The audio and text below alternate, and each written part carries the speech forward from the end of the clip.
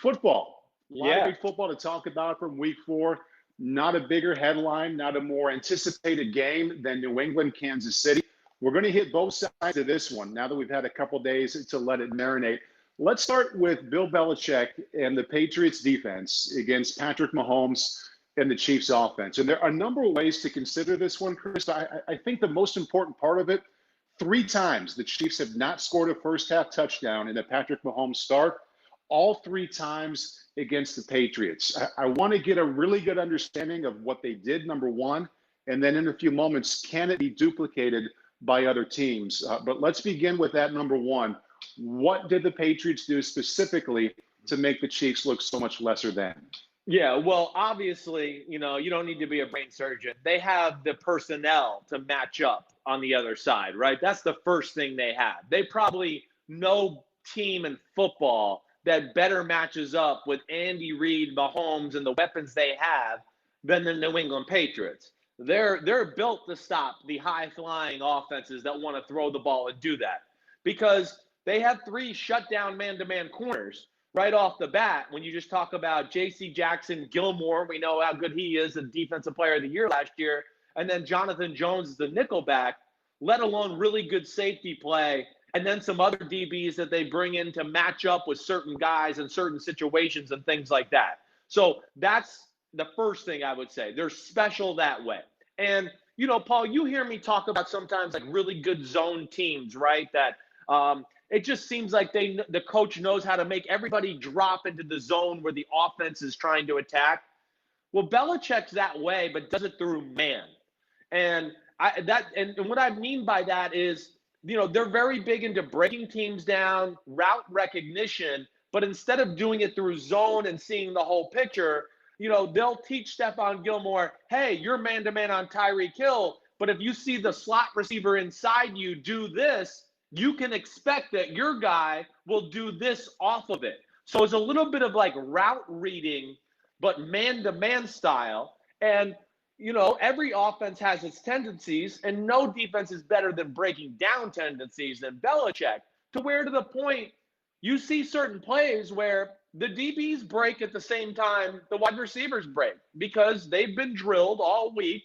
Hey, you saw the slot receiver go across, then that outside receiver is probably going to go across and follow him too, or run an in cut or something like that. So I think that's where it starts, let alone some of the other nuances that they're very special at to frustrate a guy like Patrick Mahomes or take away some of the things you want to do in the pass offense.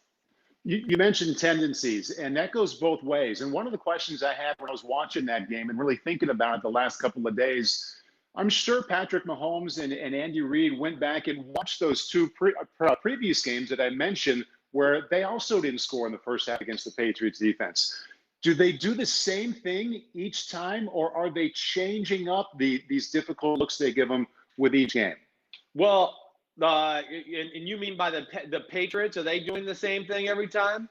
Yeah, because I'm sure that they went to school on the last 2 times that shut them down as well. So was it the same presentation and they just did it well again, or did they change it up? No, it's the same presentation for the most part. A few changes here and there, but the problem is you can't get a feel for when they're going to do it, right? That's the big thing. So you go, oh, they play this exotic coverage and do this, let's say they play man-to-man. They'll play man-to-man across the board. And then they'll have 3 rushers. And it'll make it look like 5 rushers, right? They'll have 5 guys, and you're thinking, ooh, they're going to bring a 5-man pressure. But all of a sudden, only 3 men rush, and then 2 drop out. And while they're playing man, they'll have 2 guys underneath ready for like picks or crosses, right? To try to rub people, which people do. Well, New England, they know that's the weakness of man-to-man coverage. So this is Bill Belichick. He's not going to let his number one weakness of that defensive call just get exposed. So he throws the curveball out there. I'm going to have 2 guys drop out. So even if they do pick the 2 man-to-man guys, I'll have a guy there waiting for each crosser, and Mahomes won't be able to throw it there anyways. That's where I think it's unique, and it's hard to really get a gauge for when they're going to do it or when they're going to call it.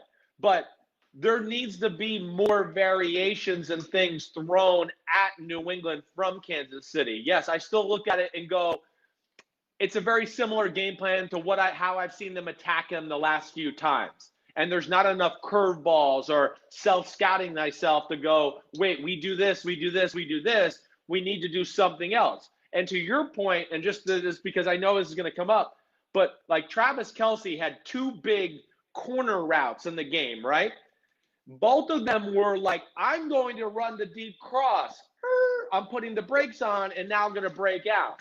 And New England, I think in those formations was going, hey, when they get in this formation and do this, Kelsey's going to cross, and then they're going to send another deep crosser the other way. Well, that was Kansas City's really one of their best wrinkles they had in the game to go, they'll be expecting the cross and play the cross, so we'll stop and come back out. And that led to some big plays, really the 2 biggest pass plays, I think, of the night for Mahomes and Kansas City. What would you like to see Kansas City do better for the next time? And did they do a little bit of that in the second half? Because they weren't themselves so much, but they were good enough to win. Yeah, first off, they need to just tinker around with ideas against some of those, like the coverage I just explained, man-to-man, 2 guys drop out or playing zone underneath. Or it's man-to-man on the outside. I'm sure you saw this during the game. Romo kind of pointed it out.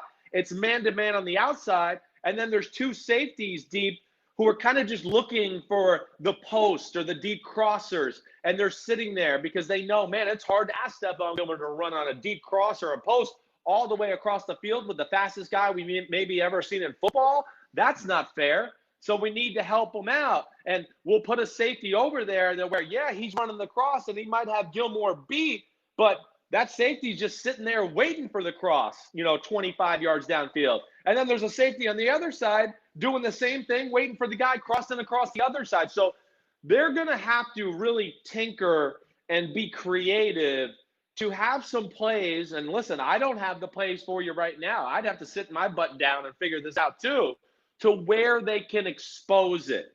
And, whether that's using some of these outside receivers as a decoy to take those safeties away, to create a matchup underneath where you feel like, ooh, I like that. But I think that's the big thing. And Paul, the bigger thing too, and like you talk about the big point is which no first half touchdowns and things like that, right? It's confusing Mahomes. That's the number one thing.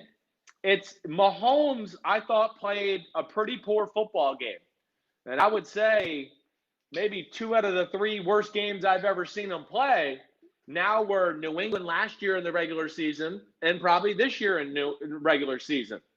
I think there's times New England is interesting. They don't care about pass rush. They just don't care. They just want to right? They just want to rush you to contain you. But go ahead. What do you want to say about it? There were times where at the snap, as I'm kind of calling play-by-play in my head, I'm like, well, they only rushed 3. And then a second later, that third rusher isn't even rushing. He's kind of hanging around the line of scrimmage, spying a little bit. So they really rush 2 a lot of times, which adds to how well, or I guess how much easier it is to confuse a quarterback when there are 8 or 9 guys that you got to account for that aren't just coming after you. Yeah, it's different. It's different. And then in that 8 or 9 guys you're talking about, they're really coached up for what to look for and what they're going to do. I mean, this is Bill Belichick. He had been a genius this long for nothing. He teaches these guys exactly what to expect in certain formations and things. And you're right. I mean, there's plays where they rush 3, rush 2, or they're rushing 4, but one of them's not really rushing, and he's kind of watching Mahomes or maybe paying attention to the back. Wait, is he going to sneak out of the backfield? So they let none of that get exposed, and they're big into the disruption of wide receivers. So they very rarely let a receiver get a clean release off the ball and just run down the field. And I think you and I have had this conversation too. Defensive ends will be next to a slot receiver if they bring a slot receiver in real close, and the defensive end will bang the slot receiver before he rushes. And the beauty of that is if that guy happens to be the first read for Mahomes, he's going to look at it and go, wait, he didn't even get off the line of scrimmage yet. So then Mahomes goes to the second read. And of course, the second read isn't where he's supposed to because he's gotten there way too quick. And that's the beauty of what he does. And he flustered Mahomes, I think. I really do. I thought Mahomes a few times got off the first read like way too quick to where you go, you know, Kelsey's open on the 10-yard out there. Just throw it. Like, throw it in there. But, you know, I think between what he was seeing on defense and he has a little bit of the old Aaron Rodgers, bad habit sometimes where he goes, that guy's open, but it's a tight throw. I'm awesome enough to I'll buy more time and I'll find an easier throw for a bigger game. Right. And New England's a team that you can't do that against because you might not get anybody else open after that first guy was open again. And that's right. I think that's a money point right there. And just to kind of, we've been talking about this for 10 or 12 minutes, but you always talk about, we have this conversation about how, number one, if you want to have success against a really good quarterback, you have to confuse him at the line of scrimmage, make him unsure. And then this layer that we kind of added into it as we moved along, if you can also disrupt the wide receivers, then he's a little more confused. So New England hit both of those things. But this old adage that no matter how good a corner is, no matter how good a safety is, at some point, you can't cover these really good receivers and tight ends for 3, 4, 5, 6 seconds. It seems like New England is actually finding a way, even without a heavy pass rush, to have their DBs hang with these guys. And maybe that's as important as the scheme. I think it is. I think you're right. It is as important as scheme. They have the guys to hang with them. And then those guys know where they have help, or maybe that extra guy that might be in the middle. You know, everybody's playing man, but there's a guy in the middle kind of just playing zone and reading the quarterback's eyes or waiting for the crosser. So they have great understanding too sometimes when Mahomes breaks the pocket. Oh, wait, you know, the receiver's going to come back to the quarterback. They don't have to like overplay their hand and go, oh, I got to go cut off the receiver. You know, they're smart enough sometimes to go, oh, well, there's a guy underneath there. He'll stop that.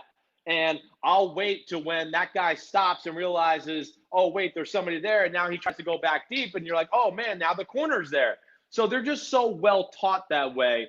But I did think Mahomes was off his game, a little impatient, no doubt about it. Missed some throws. I mean, he got lucky. He had 2 interceptions that just should be slam dunk interceptions that were dropped. Really 3. All right. I should say 3 because the Tony Correnti in the graph sack call was one of the worst calls I've seen in a long, long time. It was a game-changing moment that game's going to be really close if they don't give that bullshit call. I don't know any other way to say it. So I think those were the big things in the game more than anything. I did think Patrick Mahomes flopped twice on the sidelines, one in which he got a 15-yard penalty. I thought that was interesting, just to throw that out there. But either way, I think what you and I saw was still another brilliant performance by Belichick, his defense, understanding a scheme, and that great talent they have in the secondary really poses some problems for that Chiefs offense and Mahomes. They have wonderful talent in the secondary. I mean, backing all the way up to the beginning of last year, I remember you saying this is the best defensive backfield in the NFL. But they don't have the market cornered, no pun intended, on excellent defensive backs. Other teams have a good set as well. So let's get to this question. And this one comes from Orion Chuzzlewit via Twitter. He says the Ravens and Patriots both have defenses which are creative, game plan specific, and play through their elite secondary. Why does Mahomes struggle against one and absolutely torch the other? And this is the second point I really wanted to get to on, can other teams duplicate this? And if they can't, why? Yeah, they can't. They can't duplicate it. And I'll get to the why in a minute. But here, it's a great question by Orion. Great question. Because you're right. At face value, you'd go, wait, Baltimore's got an amazing secondary too. Why can't they slow them down? You know, one, I don't think anybody's as good at teaching their DBs the tendencies of the offense to go, you know, hey, when the receiver gets in this split, he runs this route and be ready for that. So he's great that way. That's where Belichick, I mean, that's why he's Bill Belichick. But the other thing, too, is Baltimore plays man-to-man in a more aggressive fashion than New England, to where they'll play man-to-man and have no safeties, right?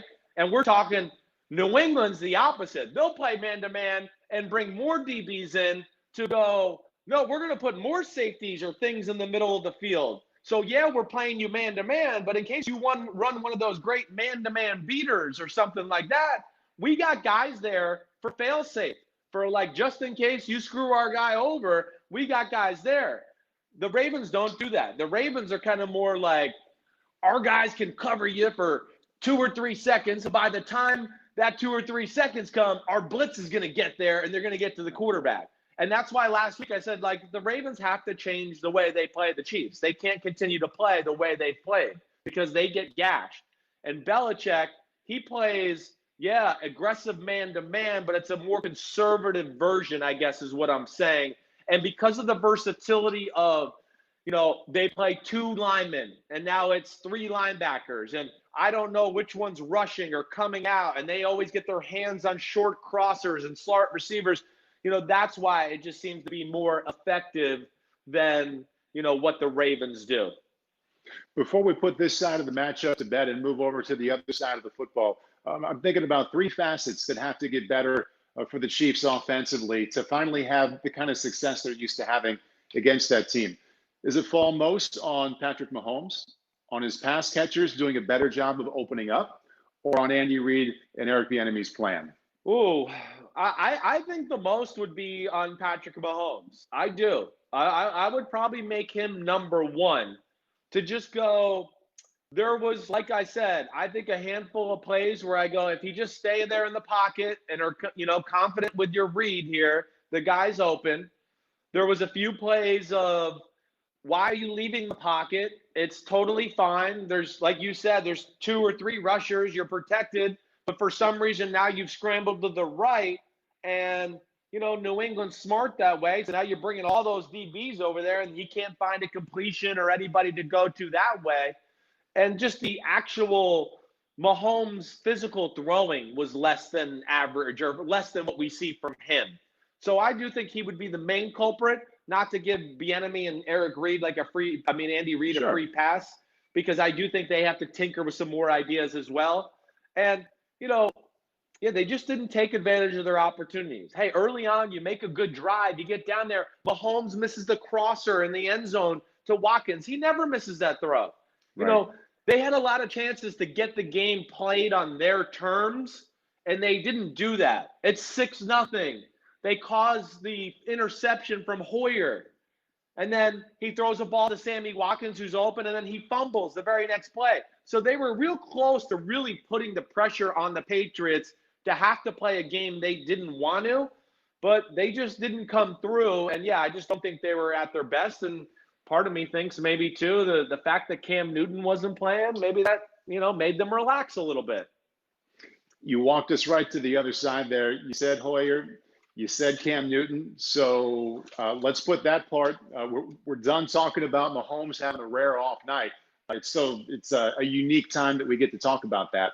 But as for the Patriots offensively against the Chiefs defense, you've had some days to think about Brian Hoyer, and the knee-jerk reaction right away was like, man, that was really, really, really bad. 2 days later, how do you make sense out of what we saw from the Patriots offense? That was really, really, really bad. You know, there's really no other way to shape it. You know, I'm still in shock a little bit to where I just can't believe in the same week we saw a quarterback for Bill Belichick and a quarterback for Nick Mullins do some of the a quarterback for Kyle Shanahan in Nick Mullins do some of the stupidest things I've seen quarterbacks do this season. To this Who do you point. think was worse? Who was worse? Man. I honestly think probably Mullins was worse, but It wasn't by much. I mean, I would give him a tiny bit of a pass because of the experience thing. Yeah, I think that's what stands out so much about the Patriots offense and Hoyer is that you play him instead of Jarrett Stidham because he's in his 30s, because he's had over a decade in the league and a lot of time in your system. You're like, okay, he's limited physically, but I can live with that because of some savvy and game management. Right. His worst case scenario won't cost us the game. Right. And it might with Stidham. And now here we are, his worst case scenario in his 30s cost his team the game. It was a shocker. I mean, you're right. You thought, okay, yeah, Hoyer, they got a good game plan. They manage this the right way. I mean, if he doesn't do some of the things they do, they're going to have a chance to win the game. There's no doubt about it. I mean, it was the perfect game plan for the situation and stopping the Chiefs. Yeah, made Mahomes confused, then controlled the ball to keep Mahomes on the sideline to where he can't even play or do anything. I mean, that's pretty damn good. When it comes to playing the Chiefs, you do that, you'd think you'd win the football game. We've seen other teams do that and win the football game. But yeah, just shocking. Whether it's, first off, I mean, the horrible sack at the end of the half, the interception, I mean, horrible read, horrible throw to compound the read. The curl route is open, and Keel Harry's open for a 15-yard completion. He doesn't get any more open. That combination, Pearl, post, and a curl, I mean, it's one of the first things that goes in on the New England offense. He messed that up. Then, the strip sack fumble when they're down in field goal. Like, I don't know who he thought he was. And also, Paul, my last thing here that just, I think, bothered me more than anything, and I think you have my notes, is just, I just couldn't believe how he couldn't get off the first read throughout the night. He left a lot of completions and yards on the board because they called a play, and he, unlike Mahomes, this is like the opposite. He looked at the first read and was like, well, he's always open in practice. I'm going to throw it to him. And he wouldn't get off of it, to where there was a number of instances where I went, man, this guy's supposed to know this offense. He's been here forever. I know that's why he was excited to make the start. And there was some big plays in the game where I just go, man, if he goes through the second and third read here, he's going to have an easy completion. And the mistakes with that, I think, just were, it's where I'm shocked that Brian Hoyer played like that. The mental errors, and with the exclamation point being the taking the sack at the end of the half, that's getting most of the attention. But as I watched from the very beginning, because he missed, I think it was a corner route that in the NFL was wide open, I was reminded, man, these guys are backups because they're not as accurate. It sounds simple, and we take it for granted because all these guys who are really, really good put it on the money all the time. Right. But right. Man, the drop-off in accuracy, even on a night when Mahomes wasn't his best, when you compare the two, was just shocking. Yeah, it was. Well, yeah, because even when Mahomes is off, right, we still saw 4 or 5 throws where we went, that's unbelievable. What a throw. I mean, He threw a corner route to Kelsey. It was great coverage, and he just put it so on the money that he didn't have to slow down, and it became a huge, what was that, a 45-yard gain. Just because it was good coverage, but it was just the perfect throw, and he never had to break stride. So you're right about that. There's no doubt. There's plays that are there to be had if you're starting quarterbacks there, where it's not a slam dunk when it comes to, the backups. And I do lose sight of that at times too, because we just look at an NFL. We go, it's the NFL. He should hit him. He's open. Right. And there's a reason he's a backup. But yeah, that was very disappointing. It really was. And the way they ran the ball and dominated the line of scrimmage that way, and I don't know if Chris Jones was there, but how could you not wonder how that looks if they have Cam Newton and that extra wrinkle and what he brings, and of course the better decision maker and thrower that you're talking about, to where who knows what happens the next time they play. Yeah, and who knows about the next time they play. I mean, Cam Newton missed the game, obviously, because he tested positive for COVID. Now we hear today Stephon Gilmore also test positive. We'll see how it plays out for the Patriots if and when they play. And unfortunately, it's a story to keep an eye on. But as for the quarterback situation, let's say Cam can't play for another game. Everyone's thinking now, do you play Hoyer again and trot that back out there? Or do you just go with Jarrett Stidham? Another question from Twitter from @RandyDarsh350. You were selling the Pats love Stidham thing early this year, so why did they start Hoyer? What went wrong with Stidham? Yeah, it's a good question. Listen, I'm in the same boat to go, I don't know why he didn't start last week either. I'll find out the answer to let you know, maybe in next week's pod or something. But I'll tell you what I do know. First off, they were going into the season with Jarrett Stidham as their starting quarterback. There is no doubt about that. I could show you text messages. I'm telling you, he was going to be the damn starter. Then the Cam Newton thing arose, and they started to go, ooh, this makes sense. And what?